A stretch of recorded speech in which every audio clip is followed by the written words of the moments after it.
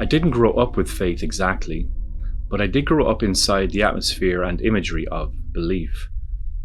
The air thick and smoky with incense, crosses over doorways, rosary beads clenched in arthritis-twisted fingers, Jesus, Mary, or some saintly fella looking down at you with judgment and disappointment. People spoke in the language of ritual, and you learned not to question it, not because you understood it, but because it was everywhere, and it was old, and it was treated as if it mattered more than you.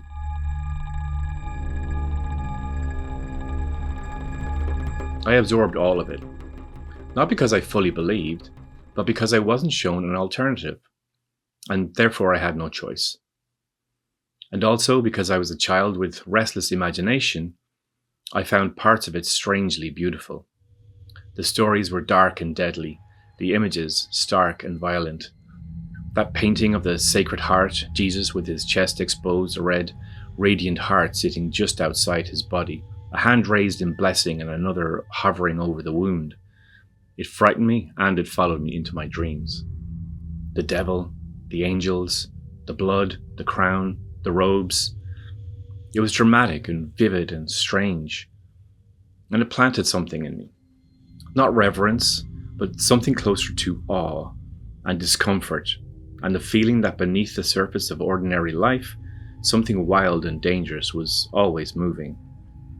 I didn't think of it this way at the time, but that was probably the beginning of art for me. Not in the work, not yet, but in the way my imagination latched onto images and spun them into something larger. Sometimes beautiful, sometimes terrifying, and sometimes both at once. Even now, I can see how those impressions shaped my early work. Not just the mood or language, but the lingering fear threaded through it all. And of course, growing up in Ireland, it was cultural shorthand too. Everyone had that aunt or grandmother whose house was half shrine and half sitting room. You might have laughed at it or found it comforting or even disturbing at times, but it was inescapable, and it shaped your sense of what a sitting room should feel like. You didn't need to believe to understand what those symbols meant. They were part of the furniture of your childhood.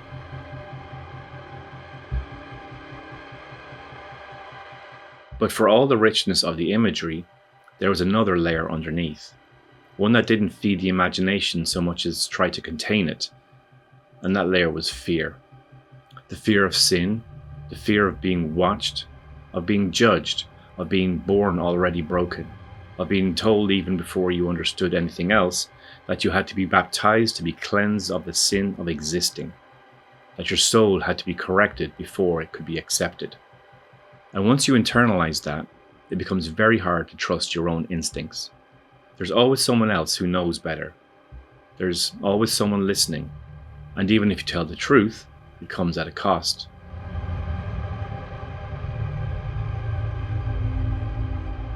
As kids, we had to go to confession. I had a list of my sins on rotation, small acts of disobedience, impure thoughts, talking back to my parents, stuff that seemed appropriate for a 9 or 10-year-old to confess. Give the priest a little, but not too much. I remember walking into that dark wooden box, speaking these sins aloud to a stranger behind a screen, and then having to say a mixture of prayers as penance, depending on how honest I was that week about my sins. And sometimes my mum asked me what I told the priest afterwards, which risked me lying and sinning all over again. I was sure the priest and the neighbourhood moms were in cahoots to keep us all well behaved. All of which taught me that honesty had consequences, and that maybe a version of the truth, or even silence, was safer.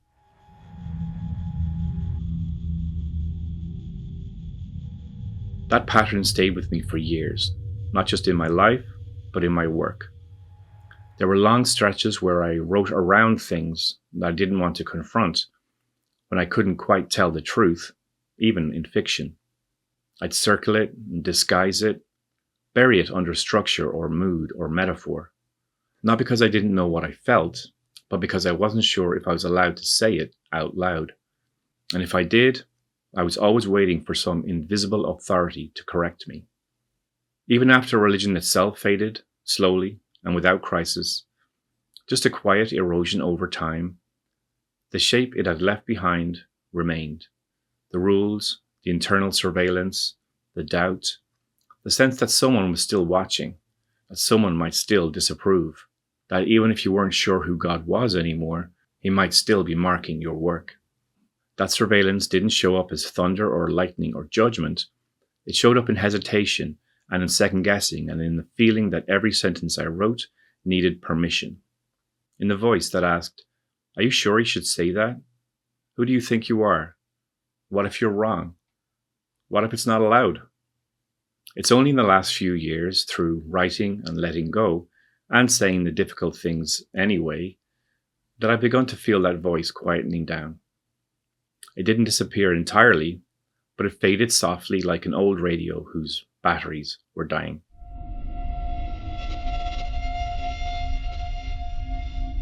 And when I think about the moments that really mattered, the ones that tested me, I didn't reach for belief, or salvation, or prayer. As a kid I did. I prayed when I was scared, when I thought the devil was outside my window during a ferocious storm, when I had a cold sore before a big school trip and I didn't want to ruin my chances of playing kissing games on the bus. I prayed out of fear and the belief that only something outside of myself could save me.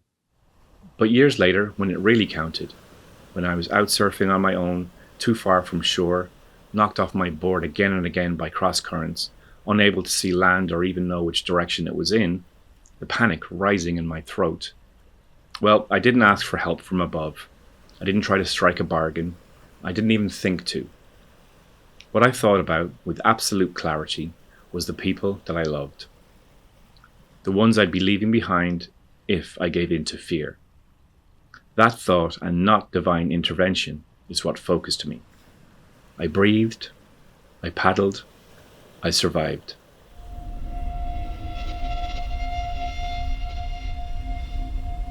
That was the test. Not of faith, but of instinct, of where my meaning really lives when it's all at risk of being taken away. And maybe that's what art has become for me. Not a replacement for belief, but a way of staying with the thing that I used to run from. A way of telling the truth without waiting for permission. A way of trusting that what's real, what's difficult or unresolved, and sometimes ugly or unflattering, that is still worth shaping into something beautiful that can be shared on its own terms. And these days, when I sit down to write or edit or record, I don't feel judged. I don't feel watched. I don't feel like I'm trying to pass some invisible test. And that's a quiet relief that I didn't know that I needed.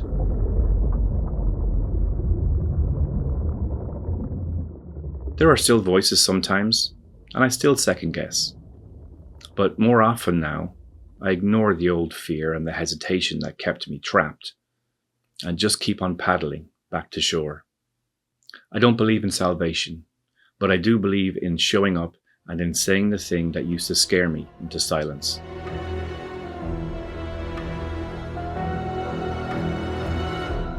I'm curious how this has shown up in your life. Were you raised with some version of fear disguised as belief? Did it shape how you spoke, what you shared, or how safe it felt to tell the truth? And if you create, do you ever feel that shadow still flickering at the edges? I'd love to hear if this resonates, or if your path was different. Drop a comment below, or just take the question with you into your own work.